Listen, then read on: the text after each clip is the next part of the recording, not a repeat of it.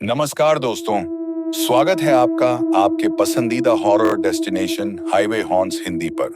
मैं हूं आपका होस्ट और दोस्त। आज मैं आपके लिए लेकर आया हूं भारतीय हाईवे के इतिहास की सबसे खौफनाक, सबसे सनसनीखेज और रोंगटे खड़े कर देने वाली वो सच्ची आपबीती, जिसे सुनने के बाद आज रात जब आप सोने जाएंगे तो अपने कमरे की खिड़की के बाहर देखने की हिम्मत नहीं कर पाएंगे। सड़कों पर सिर्फ गादियां नहीं दौड़ती मेरे दोस्तों, कभी कभी उन पर मौत भी सफर करती है। अगर आप हमारे चैनल पर नए हैं तो अभी इस खौफनाक सफर का हिस्सा बनने के लिए नीचे दिए गए सब्सक्राइब बटन को दबाएं और घंटी के निशान को ऑल पर सेट कर दें, ताकि रात का कोई भी खौफ आपसे छूट न जाए। तो चलिए, अपनी सांसें थाम लीजिए, हेडफोन लगा लीजिए और शुरू करते हैं आज का रोंगटे खड़े कर देने वाला सफर। तभी अचानक एक तेज बिजली कड़कती है। टफ्ट, कड़ाक, और फिर हमारे ट्रक के भारी इंजन की घरघराहट धड़ धड़ धड़ धड़ गूंजने लगती है। मेरा नाम आदित्य है। पिछले 12 सालों से मैं इस देश के सबसे सुनसान और खतरनाक हाईवे पर भारी भरकम ट्रक चला रहा हूं। लोग अक्सर कहते हैं कि ड्राइवरों की जिंदगी सिर्फ धूल, धुएं, चाय के ढाबों और लंबी सड़कों पर ही गुजर जाती है। लेकिन मैं आपको बता दूं, इन काली सड़कों पर कई बार ऐसी चीजें भी हमारे साथ सफर पर निकल पड़ती हैं, जिनका इस दुनिया से, इंसानों से या ईश्वर की बनाई किसी भी अच्छी चीज से कोई लेना देना नहीं होता। यह कहानी आज से करीब 3 साल पहले की है, लेकिन आज भी जब मैं किसी सुनसान रास्ते पर रात के वक्त गाड़ी चलाता हूं और अचानक बारिश शुरू होती है, तो मेरे हाथ स्टीयरिंग व्हील पर अपने आप कांपने लगते हैं। उस दिन दोपहर के करीब 2 बज रहे थे जब मुझे हमारी transport company Singh and sons के मालिक जसवंत सिंह ने अपने केबिन में बुलाया। जसवंत सिंह एक बेहद कड़क और मतलबी किस्म के इंसान थे, जो सिर्फ अपने मुनाफे के बारे में सोचते थे। लेकिन उस दिन जब मैं उनके केबिन का दरवाजा खोलकर अंदर गया, तो केबिन का तापमान बहुत ठंडा था, जैसे एसी को फुल पर चला दिया गया हो। जसवंत सिंह अपनी आलीशान कुर्सी पर बैठे थे, लेकिन उनकी आंखें अजीब तरह से लाल थीं। उनके चेहरे पर हमेशा रहने वाला वो घमंड गायब था और उनके हाथ मेज पर रखे पानी के गिलास को उठाते समय साफ तौर पर कांप रहे थे। उन्होंने मुझे देखा और बिना कोई औपचारिक बात किए अपनी भारी और कांपती हुई आवाज में बोले। तभी जसवंत सिंह की वो डरावनी, गहरी और गूंजती हुई आवाज मेरे कानों में फिर से गूंज उठती है। आदित्य, बहुत जरूरी काम है। यह जो माल बाहर यार्ड में लोड हो रहा है, इससे तुम्हें आज ही रात को लेकर निकलना होगा।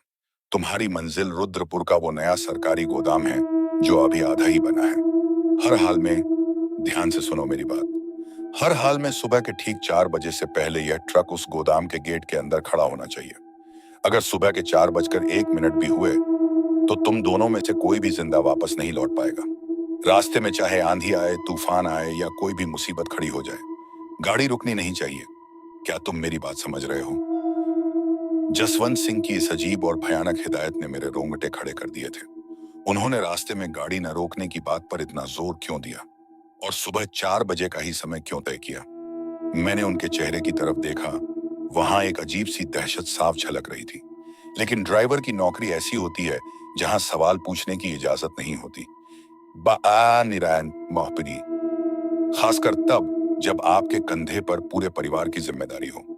मैंने चुपचाप सिर हिलाया, बिल्स और एडवांस के पैसे लिए और केबिन से बाहर आ गया।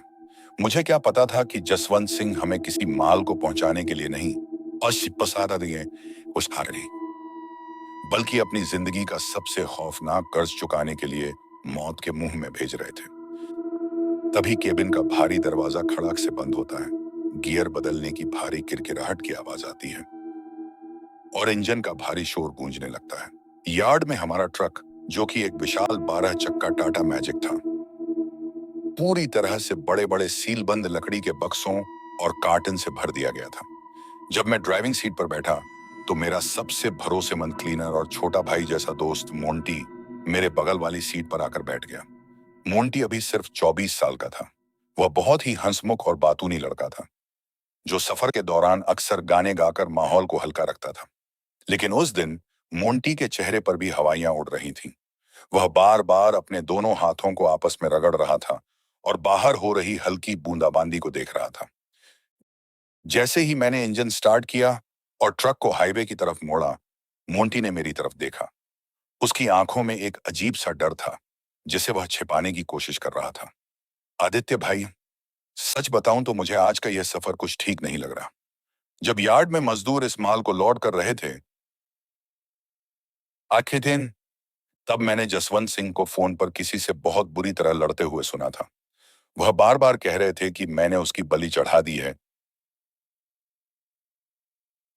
अब मुझे तंग मत करो भाई, यह रुद्रपुर का रास्ता वही है ना जो पुरानी काली पहाड़ी के पीछे से होकर जाता है?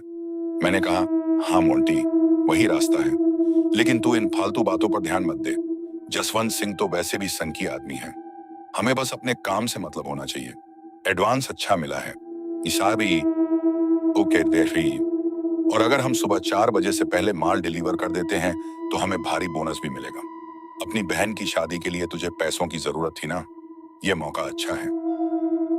मोंटी ने एक लंबी सांस लेते हुए कहा, हाँ भाई, पैसों की जरूरत तो है, लेकिन फिर भी वह काली पहाड़ी का रास्ता, मैंने सुना है कि उस रास्ते पर रात के 12 बजे के बाद कोई भी समझदार इंसान गाड़ी नहीं ले जाता।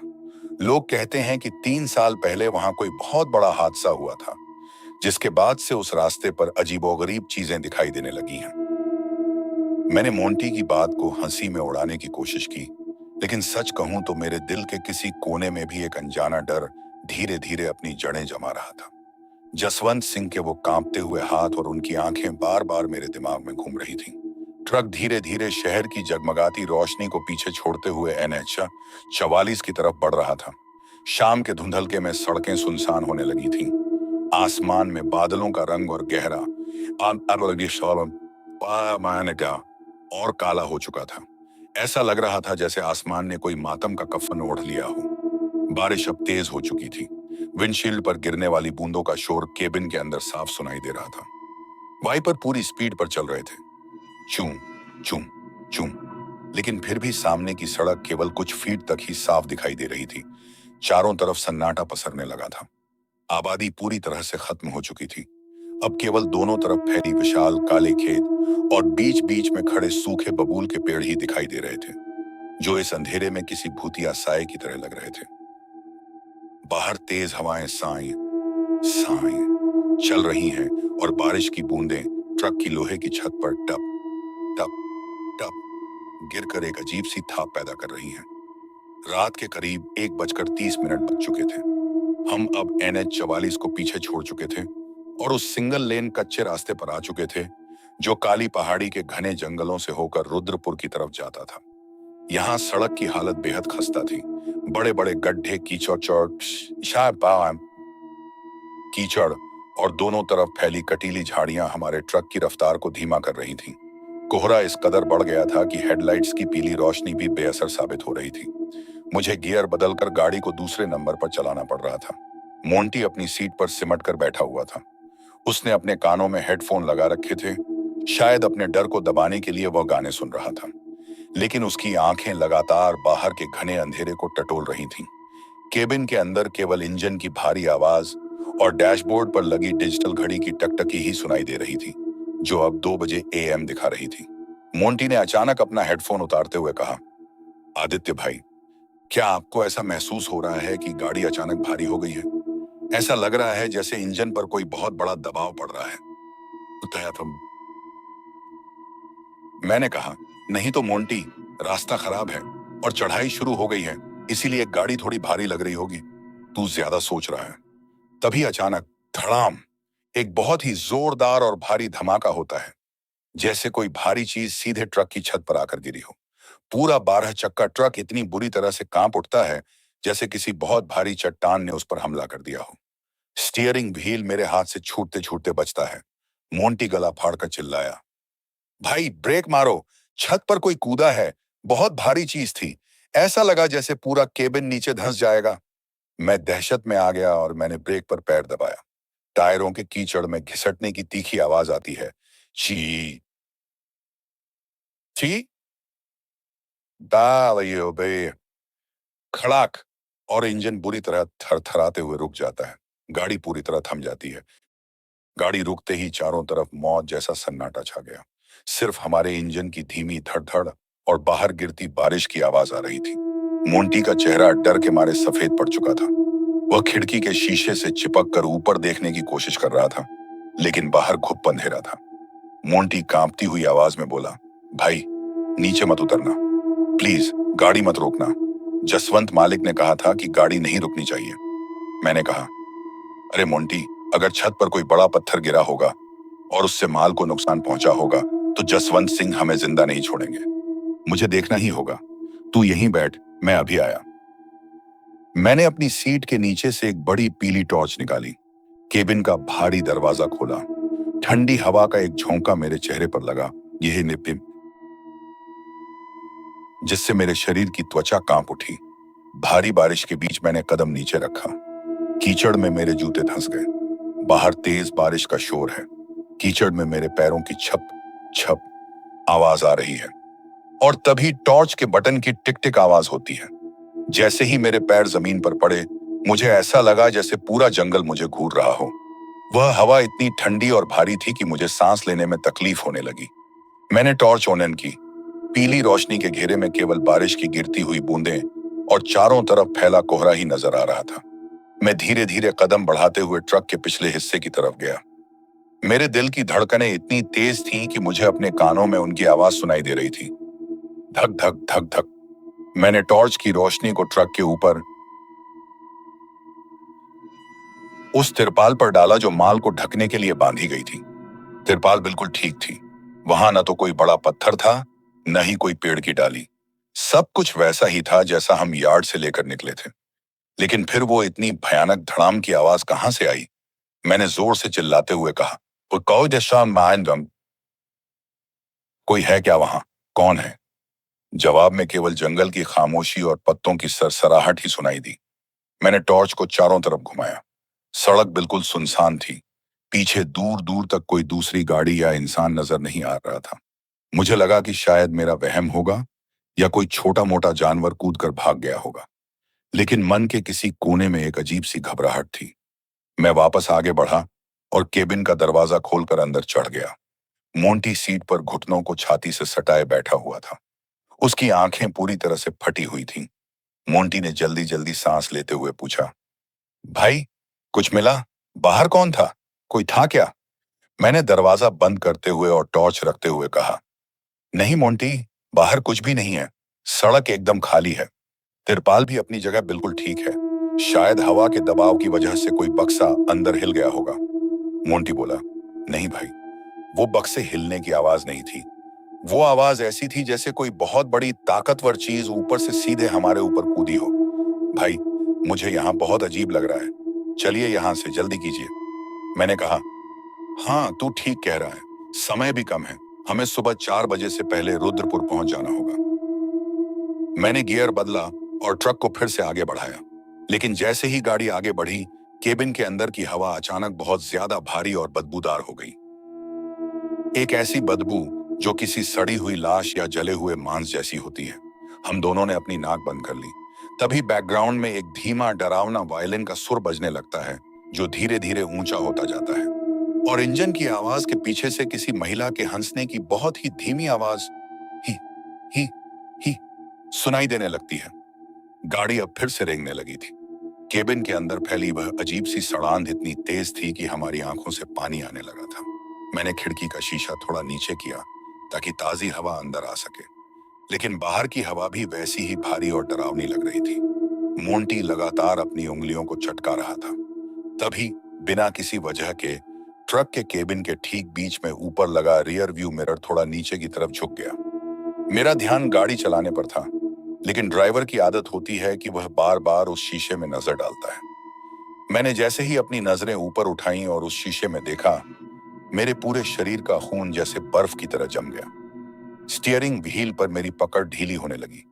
उस शीशे के अंदर विक्की, जो पीछे की स्लीपर सीट को दिखा रहा था, वहां कोई बैठा हुआ था। वह एक औरत थी। उसने लाल रंग का शादी का भारी जोड़ा पहन रखा था, लेकिन वह जोड़ा कई जगहों से जला हुआ और फटा हुआ था। उसके लंबे, काले और आपस में उलझे हुए गीले बाल उसके चेहरे पर लटके हुए थे।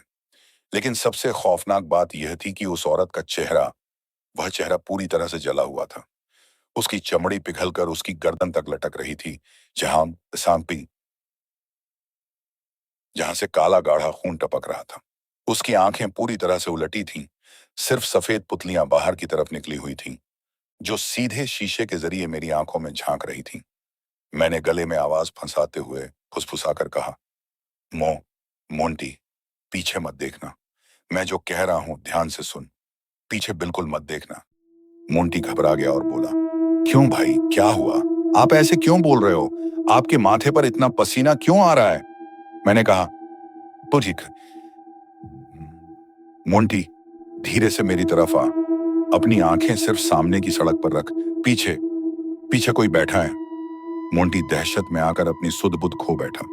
वह मेरी हिदायत को भूलकर पागलों की तरह पीछे की स्लीपर सीट की तरफ मुड़ गया। कौन कौन है पीछे?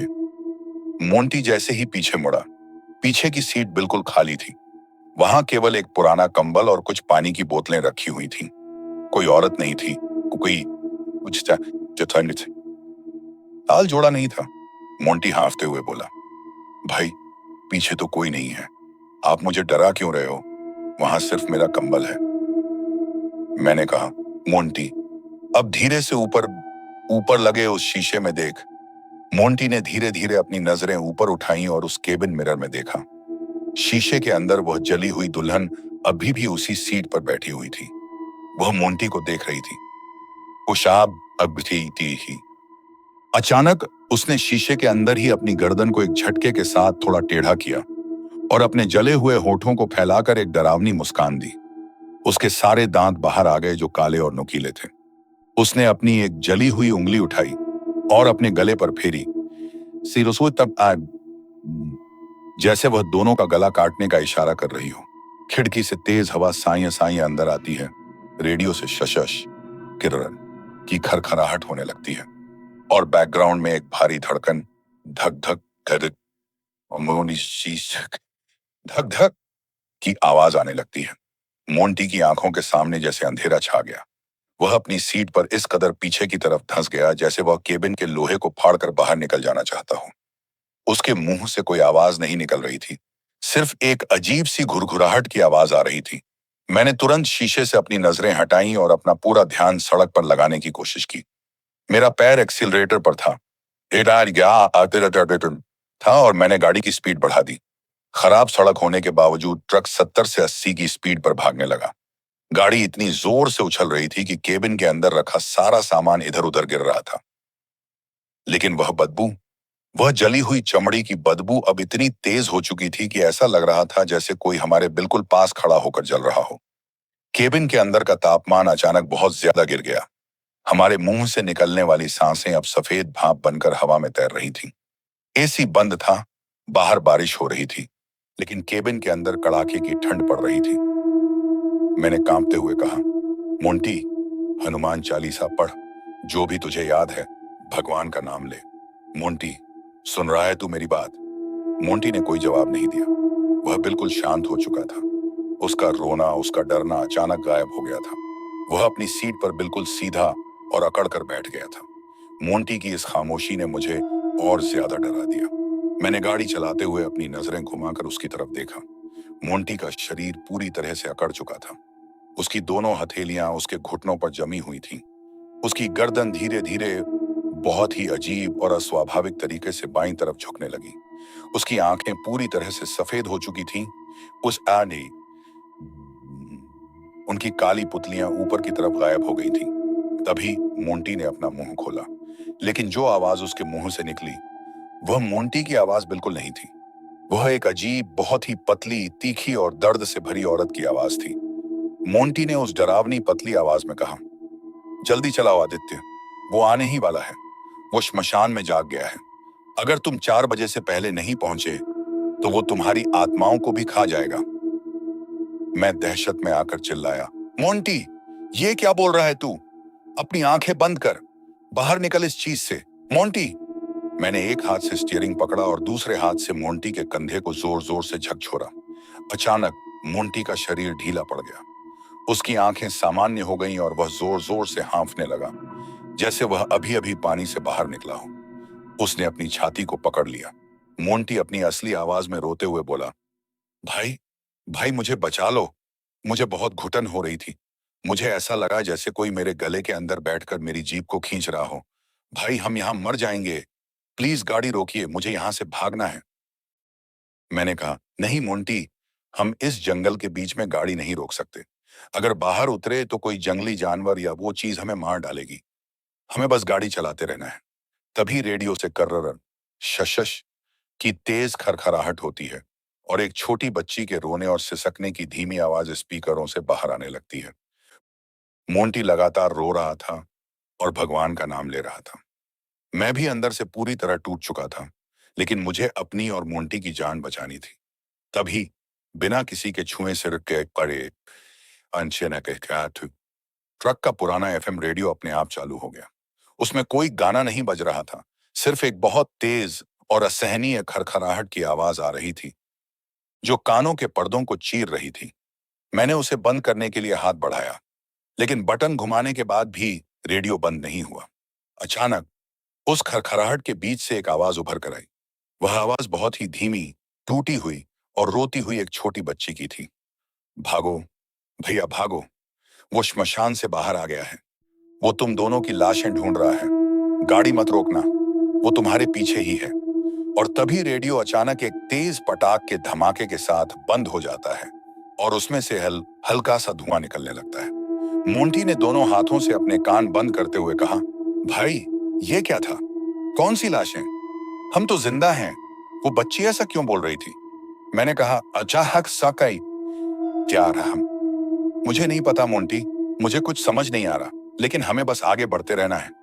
रियर व्यू मिरर में देखने की हिम्मत नहीं हो रही थी, लेकिन तभी ट्रक के सामने वाले हिस्से पर और निशान आती आई। अब मैं इस हिस्से पर जहां हेडलाइट्स की रोशनी कोहरे को चीरने की कोशिश कर रही थी, मुझे सड़क के बिल्कुल बीचों बीच एक सफेद साया खड़ा हुआ दिखाई दिया।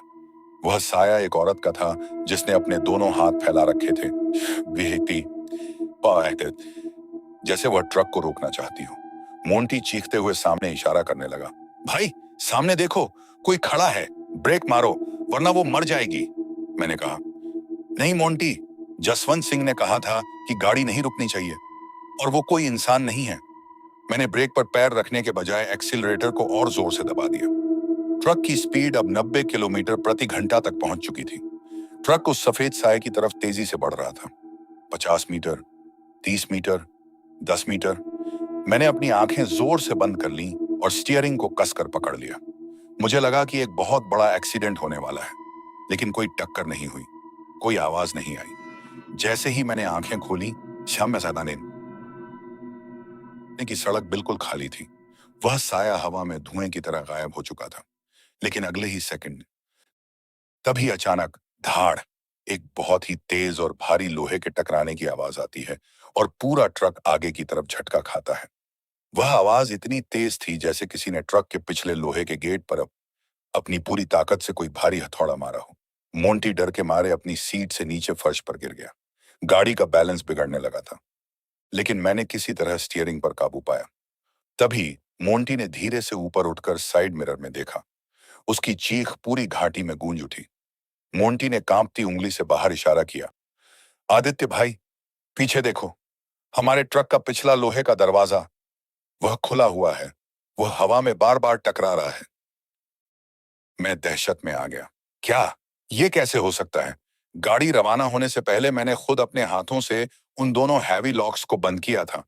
वो लॉक बिना किसी चाबी के या बाहर से बिना खोले नहीं खुल सकते। मोंटी बोला, भाई सिर्फ दरवाजा नहीं खुला है, उस खुले दरवाजे के अंधेरे में वहां कोई बैठा हुआ है। वो वही दुल्हन है। मैंने भी खिड़की से बाहर अपना सिर निकालकर साइड मिरर में देखा। मूसलाधार बारिश के बीच ट्रक के पिछले खुले गेट से अंदर का अंधेरा साफ दिख रहा था और उस अंधेरे के बीच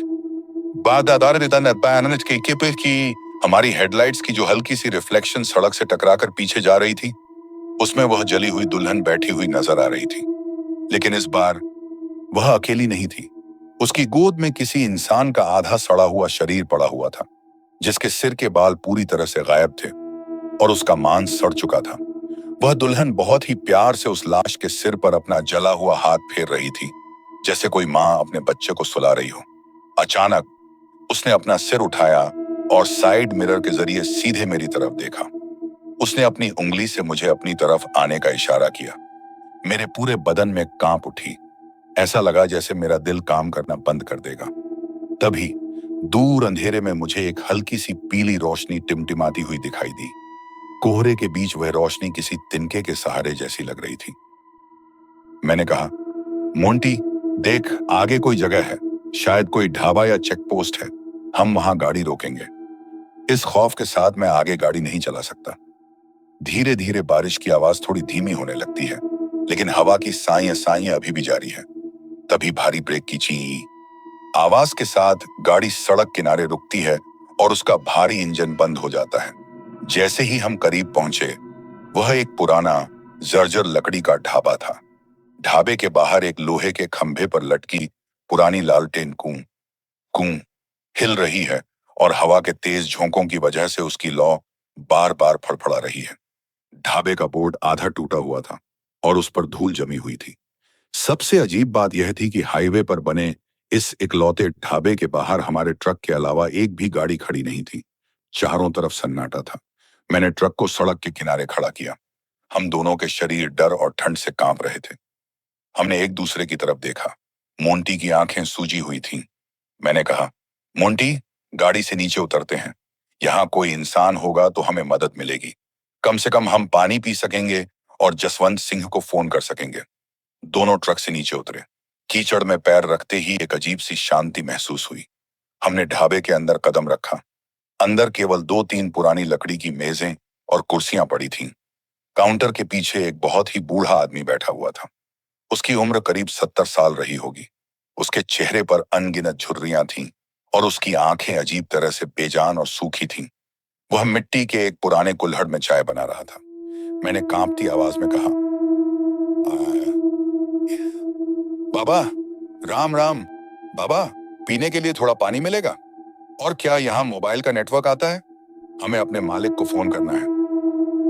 वह बूढ़ा आदमी कुछ नहीं बोला। उसने धीरे से अपना सिर उठाया और अपनी बेजान आंखों से हमें घूरने लगा। उसकी आंखों में कोई सहानुभूति नहीं थी, बल्कि एक अजीब सी घबराहट और खौफ था। उसने कुल्हड़ को मेज पर रखा और अपनी सूखी भारी आवाज में बोला, तुम दोनों रुद्रपुर के उस नए सरकारी गोदाम की तरफ जा रहे हो ना, जसवंत सिंह का माल लेकर? मेरे और मोंटी के पैर वहीं के वहीं जम गए। हम दोनों ने एक दूसरे का हाथ पकड़ लिया। हमने तो अभी तक उस बूढ़े को अपनी मंजिल या अपने मालिक का नाम भी नहीं बताया था। मैंने हैरान और खौफजदा होकर पूछा, इसमें है बाबा, आपको कैसे पता कि हमें जसवंत सिंह ने भेजा है और हमारी मंजिल रुद्रपुर का गोदाम है?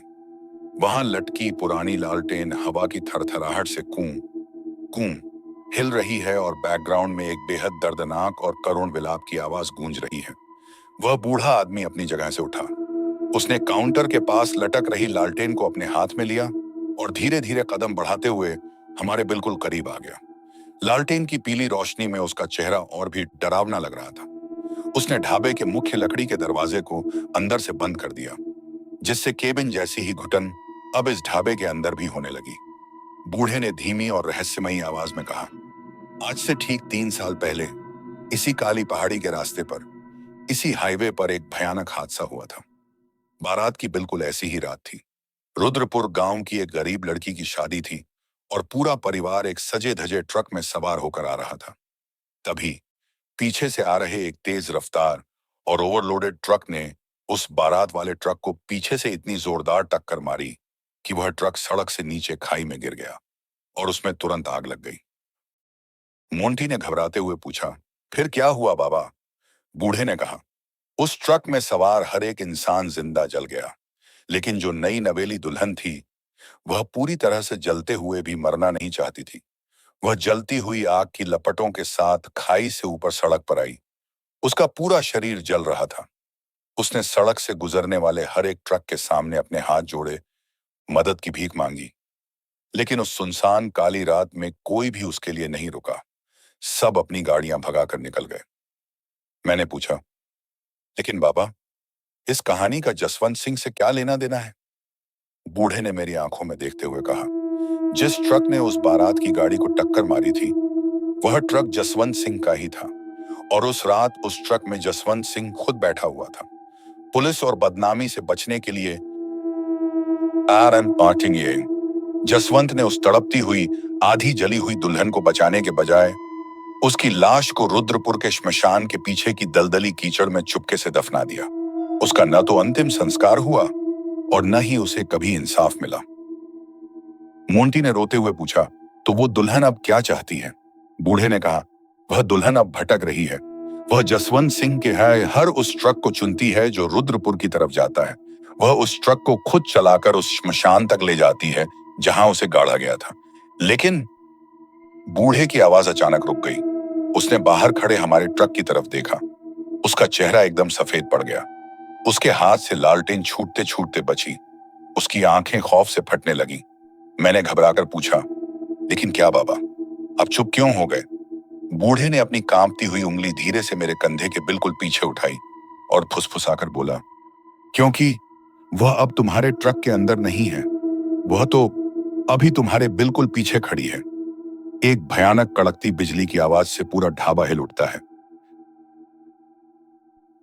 राख, हवा का तेज झोंका बंद दरवाजे की दरारों से अंदर घुसता है और लालटेन की रोशनी तेजी से फड़फड़ाने लगती है।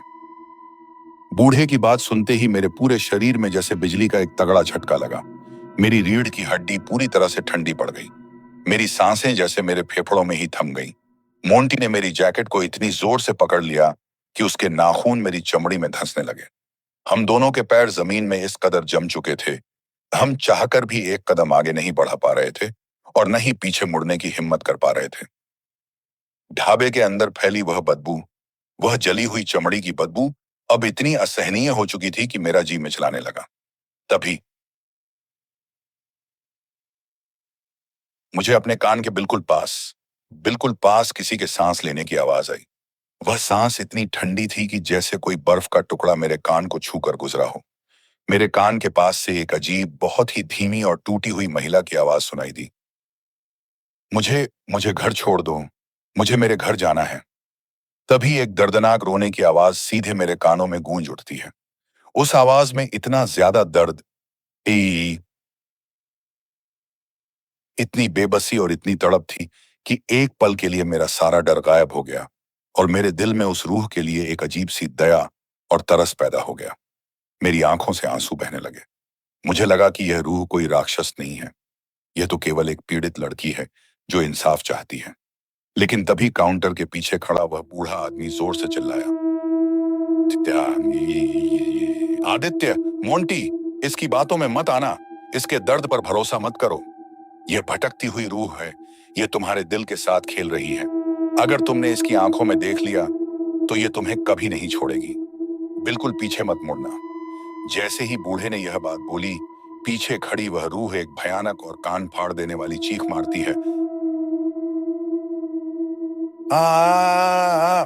और तभी खनक खनक शीशों के टूटने की आवाज आती है। लालटेन भड़ाक से फूट जाती है और चारों तरफ गहरा अंधेरा छा जाता है। बाहर मूसलाधार बारिश और हवा का शोर बहुत तेज हो जाता है। बिजली की हर कुछ सेकंड में होने वाली कौंध की रोशनी में न चाहते हुए भी मेरी नजरें पीछे की तरफ घूम गईं और जो मैंने देखा उसने मेरी बची कुची हिम्मत भी छीन ली। वह जली हुई दुल्हन मेरे बिल्कुल पीछे खड़ी थी। उसका आधा जला हुआ चेहरा मेरी गर्दन से सिर्फ 2 इंच की दूरी पर था। उसकी आंखों की सफेद पुतलियां सीधे मेरी आंखों में झांक रही थीं। उसके होठों की जगह सिर्फ जला हुआ काला मांस था। लेकिन अजीब बात यह थी कि इस बार उसके चेहरे पर गुस्सा नहीं था। उसकी आंखों से पानी की जगह खून के आंसू बह रहे थे। उसने अपने जले हुए हाथ को धीरे से उठाया और मेरे गाल को छूने की कोशिश की। उसका स्पर्श इतना ठंडा था जैसे मौत का खुद का हाथ हो। उसके जले हुए होठों के बीच से सिर्फ एक शब्द निकला, बचा लो। तभी हवा का एक तेज झोंका आता है, शू, और फिर सब कुछ एकदम शांत हो जाता है। और इतना कहते ही वह रूह अचानक काले धुएं के एक गुबार में बदल गई और हवा में बिखर गई। मैं बेदम होकर जमीन पर गिर पड़ा।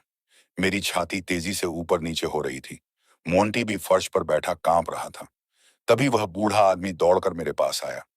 उसने अपनी जेब से एक पुराना तांबे का ताबीज निकाला और उसे मेरी गर्दन में पहना दिया। उसने मेरे कंधे को थपथपाया। बूढ़े ने कहा, अब मुझे सब समझ आ गया। वह तुम्हें मारना नहीं चाहती। वह तुमसे अपनी अधूरी कहानी पूरी करवाना चाहती है। वह तुमसे इंसाफ मांग रही है। जसवंत ने जहां उसे दफनाया था, आज रात वहां गोदाम की नींव भरी जा रही है। अगर वह नींव आज रात भर दी गई, तो उस दुल्हन की आत्मा हमेशा के लिए उस कंक्रीट के नीचे दफन हो जाएगी और उसे कभी मुक्ति नहीं मिलेगी। तुम्हें उसे बचाना होगा। तभी ढाबे का भारी दरवाजा अपने आप चर्रर खड़ाक की आवाज के साथ खुल जाता है और बाहर बारिश का शोर फिर से बहुत तेज हो जाता है। हम तीनों तुरंत ढाबे से बाहर की तरफ दौड़े। बारिश अब थोड़ी धीमी हो चुकी थी, लेकिन कोहरा और गहरा हो गया था। जब हम ट्रक के पीछे पहुंचे, महापारी विज आके थे, तो हमने देखा कि ट्रक के पिछले दोनों गेट पूरी तरह से खुले हुए थे और जो माल हम लेकर जा रहे थे, उनमें से कई बक्से टूट चुके थे और कीचड़ में पड़े थे। मोंटी ने टॉर्च की रोशनी जमीन पर डालते हुए कहा, भाई यहाँ देखो, ये ये किसके पैरों के निशान हैं? टॉर्च की रोशनी में उशारेतामाई और तोशिनी में सड़क की गीली कीचड़ पर पैरों के निशान बने हुए थे, लेकिन वे पैरों के निशान जलते हुए पैरों के थे। जहां जहां पैर पड़े थे, वहां की कीचड़ सूखी हुई थी और वहां से अभी भी हल्का हल्का धुआं निकल रहा था। वे निशान सीधे सड़क से उठकर ट्रक के अंदर की तरफ जा रहे थे। मैंने कहा, चलो अंदर देखते हैं। हम दोनों डरते डरते ट्रक के पिछले हिस्से के अंदर चढ़े। ट्रक के कोने में एक पुराना लाल रंग के कपड़े में लिपटा हुआ बंडल पड़ा हुआ था। मोंटी ने हाथ बढ़ाते हुए पूछा, भाई बी थवाई कितने टीम?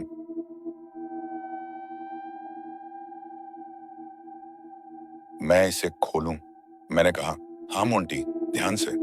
मोंटी ने जैसे ही उस लाल कपड़े की गांठ को खोला, उसके अंदर से एक पुरानी दुल्हन की पायल निकली जो आधी पिघली हुई थी। उसके साथ एक आधी जली हुई लाल रेशमी चुनरी थी और एक पुरानी पाया हो जाए धूल से सनी और काली पड़ी तस्वीर थी। मैंने उस तस्वीर को उठाया और टॉर्च की रोशनी में साफ किया। तस्वीर में एक बेहद खूबसूरत नई नवेली दुल्हन मुस्कुरा रही थी, लेकिन उस तस्वीर के नीचे लाल रंग से केवल एक ही लाइन लिखी हुई थी, मेरा घर देवगढ़। हवा की एक अजीब सी गूंज के साथ ही ट्रक का हॉर्न बिना किसी के छुए अपने आप पों पों बज उठता है। उस तस्वीर को देखकर ढाबे का वह बूढ़ा आदमी भी कांप उठा। यह देवगढ़ की ही लड़की थी। इसका नाम देविका था। अब कोई शक नहीं बचा है। उसने तुम दोनों को खुद चुना है और जब तक तुम देविका को उसका इंसाफ नहीं दिलाते, यह सफर खत्म नहीं होगा। जाओ आदित्य। बूढ़े ने अपनी जेब से एक पुराना मटमैला रुद्राक्ष निकाला और उसे मेरी मुट्ठी में बंद कर दिया। इस रुद्राक्ष को अपने पास रखना। जब तक यह रुद्राक्ष गर्म रहेगा, तब तक समझना कि तुम दोनों जिंदा हो। लेकिन जिस पल यह रुद्राक्ष बर्फ की तरह ठंडा पड़ जाए, उस पल भूलकर भी ट्रक से बाहर कदम मत रखना, चाहे बाहर कुछ भी हो जाए। मैंने बिना कुछ बोले सिर हिला दिया और रुद्राक्ष को अपनी जेब में रख लिया। हम दोनों वापस ट्रक के केबिन में बैठ गए। मैंने चाबी घुमाई और इंजन स्टार्ट हो गया। ट्रक का स्टीयरिंग व्हील खुद ब खुद घूमने लगा और गाड़ी अपने आप देवगढ़ की तरफ भागने लगी। हम धीरे धीरे उस कच्चे ऊबड़ खाबड़ रास्ते पर आगे बढ़ने लगे। कोहरा अब इस कदर घना हो चुका था कि हमें विंडशील्ड के बाहर सिर्फ सफेद चादर ही नजर आ रही थी। तभी दूर कोहरे के बीच हमें रुद्रपुर ग्राम पंचायत का जंग लगा हुआ लोहे का बोर्ड दिखाई दिया, जिस पर लिखा था, सूरज ढलने के बाद प्रवेश सख्त मना है। मोंटी ने डैशबोर्ड की घड़ी की तरफ देखते हुए कहा, भाई 3:45 AM हो चुके हैं। सिर्फ 15 मिनट बचे हैं। जैसे ही हमारा ट्रक उस बोर्ड को पार करके गांव की सीमा के अंदर घुसा, दना बाना केबिन के अंदर फैली वह ठंड और ज्यादा बढ़ गई। लेकिन तभी सड़क के दोनों तरफ कोहरे के बीच अनगिनत लोग खड़े दिखाई दिए। वे सब सफेद कपड़ों में थे और बिल्कुल शांत खड़े थे। मोंटी अचानक चिल्ला उठा, भाई उनके पैर देखो, उनके पैर। मैंने भी खिड़की से अपनी नजरें नीचे की तरफ घुमाई। हेडलाइट्स की रोशनी में सड़क किनारे खड़े उन लोगों के पैर साफ दिखाई दे रहे थे। उन सब के पैर पीछे की तरफ मुड़े हुए थे, टखने आगे और उंगलियां पीछे। वे जिंदा इंसान नहीं थे कि बल्कि अतृप्त आत्माएं थीं। जैसे ही हमारा ट्रक उनके पास से गुजरा, उन सब ने एक साथ अपनी गर्दन को घुमाया और उनके मुंह से कई औरतों के रोने और चिल्लाने का शोर पूरी घाटी में गूंज उठा।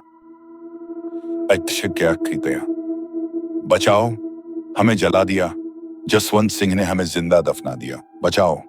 तभी कई औरतों के रोने और चिल्लाने का शोर अचानक बंद हो जाता है। ट्रक का इंजन भग भग भग करके बिल्कुल खामोश हो जाता है और चारों तरफ एक गहरा डरावना सन्नाटा छा जाता है।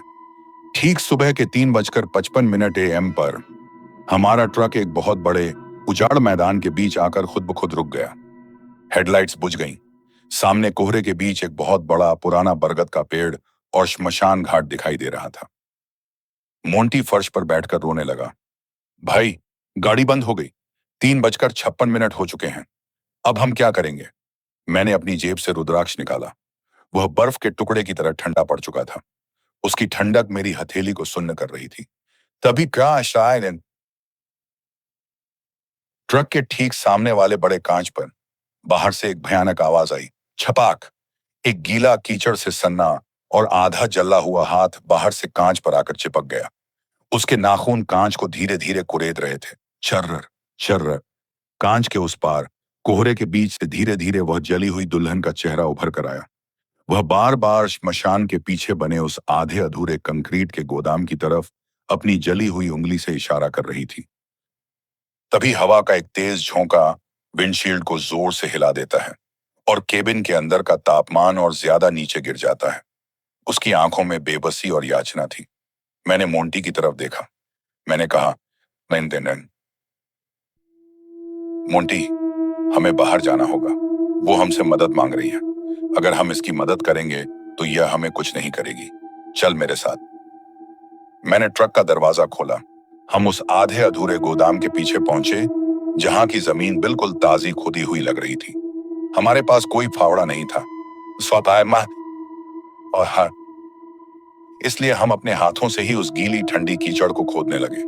नाखूनों से खून बह रहा था, लेकिन हम पागलों की तरह खोदते रहे। तभी मोंटी का हाथ एक लाल चुनरी से टकराया। हमने पूरी ताकत से मिट्टी हटाई और नीचे का नजारा देखकर मेरे मुंह से चीख भी नहीं निकल पाई।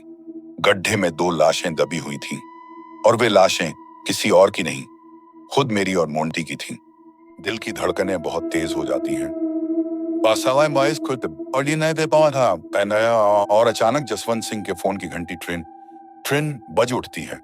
मैं कांपते कदमों से केबिन के अंदर गया और फोन उठाया। स्पीकर ऑन होते ही जसवंत सिंह की बेहद डरी हुई रोती हुई आवाज आई। आदित्य, मोंटी, मुझे माफ कर दो। कल रात जब तुम लोग यार्ड से माल लेकर निकले थे, तभी मोड़ पर ट्रक का ब्रेक फेल हो गया था और तुम्हारी गाड़ी खाई में गिर गई थी। तुम दोनों मौके पर ही मर गए थे।